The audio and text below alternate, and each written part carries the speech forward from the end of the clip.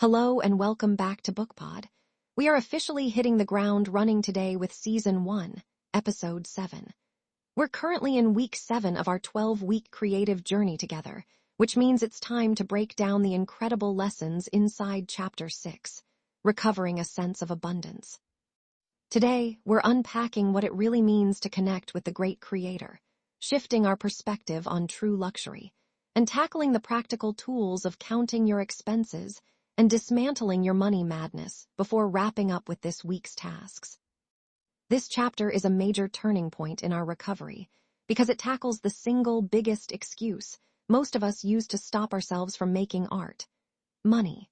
We use a lack of funds as a shield to protect ourselves from the vulnerability of actually creating. So, over the next few minutes, let's unpack these blocks together and look at how we can transition from a mindset of panic to a life of creative wealth. The great creator.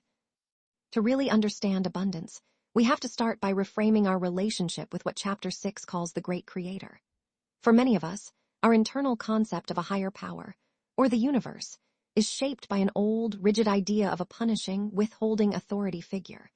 We subconsciously believe that the universe wants us to be serious, suffer for our art, and live in absolute poverty. We tell ourselves that being a real artist means being a starving artist. But as Julia points out, while the creator may be our ultimate source, it is surely not the rigid father, mother, church, teacher, or friends who instilled in us their own limited, fearful ideas of what is sensible on earth. Creativity is not, and never has been, sensible. Why should it be? Why do we still think there is some kind of moral virtue in being a martyred, struggling artist? There is no extra credit given in life for suffering unnecessarily. If you want to make art, you have to replace those old, critical authority figures with something much more nurturing, almost like a silly, joyful kindergarten ditty. Julia shares a brilliant little rhyme that sums this up perfectly. God likes art. That's the part my parents would ignore.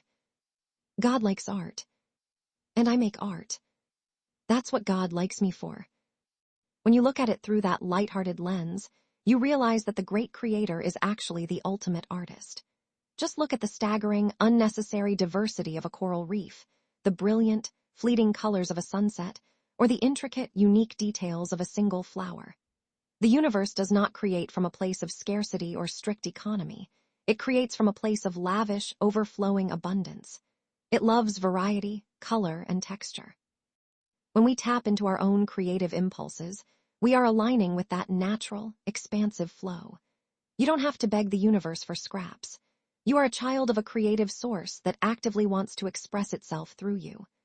Once you start realizing that the universe is inherently supportive rather than a strict accountant waiting for you to fail, you can begin to relax and trust that your needs will actually be met. Luxury. This major shift in perspective brings us directly to the next concept of Chapter 6, which is the fascinating idea of luxury. When most people hear the word luxury, their minds instantly go to expensive designer brands, sports cars, yachts, or mansions. But in creative recovery, luxury has a completely different definition. Julia explains that for an artist, luxury is not about big price tags. It is about authentic, personal nourishment and quality of life. True luxury can be something that costs absolutely nothing, or very little money. It is the luxury of time to sit quietly and watch a summer storm pass. It is the luxury of fresh flowers on your workspace, a beautifully brewed cup of loose-leaf tea in your favorite mug, or buying a single, professional tube of high-quality paint instead of a cheap, frustrating pack of 12. Blocked artists often deny themselves these small comforts because they feel unworthy. We starve our senses in the name of economy, telling ourselves, "I can't afford that." But we actually just end up depleting our souls. When we starve our artist child of small joys, we create an inner climate of resentment. Chapter 6 is about discovering what truly feels luxurious and expansive to your inner artist, rather than what society or Instagram tells you luxury should look like. It's about feeding your creative well with sensory joy. Counting and the exercise. To uncover exactly where your resources are going and how you actually treat your inner artist, Chapter 6 moves us into one of the most eye-opening, practical tools of the entire book, which is the practice of counting. Many of us live in a vague, constant state of financial anxiety, claiming we are far too poor to invest in our creativity or buy supplies. We use our lack of money as a convenient excuse to avoid taking creative risks. To shatter this illusion, we use the counting exercise. The instructions are simple but incredibly strict. For the next 7 days, you must write down every single penny you spend. There are no exceptions. Do not judge your spending, and do not try to rigidly change your habits just yet. Simply observe and record it. Write down the big things like rent and groceries, but also track the quick coffee on the go, the impulse online buy late at night, the streaming subscription you forgot about, and the coins dropped in a parking meter. What this exercise does is bring absolute, conscious awareness to your cash flow.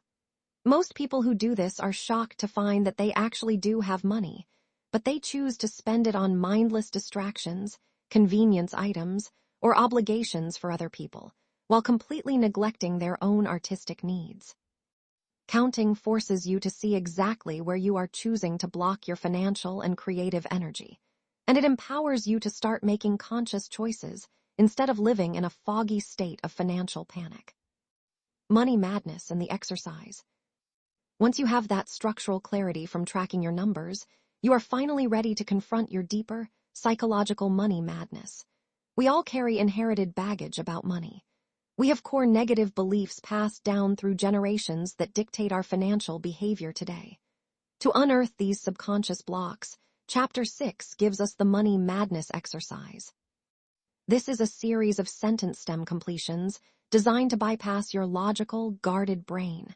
To do this exercise effectively, you need to grab your notebook and quickly fill in the blanks without overthinking.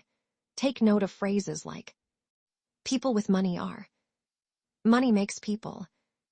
If I had money, I would. My parents thought money was. And I'm afraid that if I have money, I will. When you write down the first words that pop into your head, you will likely find some highly toxic, contradictory beliefs staring back at you on the page. You might discover that while you consciously want financial freedom, you secretly believe that wealthy people are greedy, shallow, or unhappy. This means you are subconsciously keeping yourself broke to stay a good, authentic person. Healing your money madness is about separating your worth and your art from these old, fearful family scripts. It's about realizing that having resources doesn't corrupt your creativity. It actually gives you the freedom to support it. All of these insights bring us directly to your core tasks for Chapter 6 this week. Your first assignment is to actively introduce a small, conscious luxury into your life. Remember our new definition. It doesn't need to be expensive. It just needs to make you feel pampered and cared for. Go buy that one specific magazine you love but never treat yourself to. Spend an extra 15 minutes in a hot bath with the door locked, or buy a single, perfect piece of seasonal fruit and enjoy it slowly. Your second task is to strictly commit to the counting exercise for the entire week without skipping a single day or omitting a single purchase. Bring absolute, unapologetic awareness to your numbers and watch where your energy flows. Now, before we close out today's episode, it is time for our weekly check-in to reflect on how your journey through the previous chapter actually went. Take a quiet, honest moment to check in with yourself. Did you manage to write your morning pages every single day this past week? If you noticed yourself resisting them or skipping a morning, what truth were you trying to avoid looking at? Think about how it felt to explore the concept of limits last week. Were you able to catch yourself using a lack of time or a lack of money as an excuse to not sit down and create? Did you manage to take your artist date? And did you actually allow yourself to experience a forbidden joy or fulfill a small wish from your personal list? Finally, did you notice any of those quiet, self-destructive patterns, like picking random fights with loved ones, oversleeping, or procrastinating, creeping in to try and pull you back into the comfort of the virtue trap? Acknowledge whatever came up for you without any judgment or self-blame. The awareness you gained last week is the exact foundation we need to build our new sense of abundance today. As you move into this next week, remember that the great creator is an infinite source of energy, and you are fully allowed to thrive, expand, and create. Keep counting your spending, heal your money madness, and allow yourself to enjoy a little bit of authentic luxury. You are worthy of a creative life that feels full and supported. Keep writing your morning pages, protect your weekly artist date, and I will see you right here next week as we move into Chapter 7. Until then, take care of your artist and keep flowing.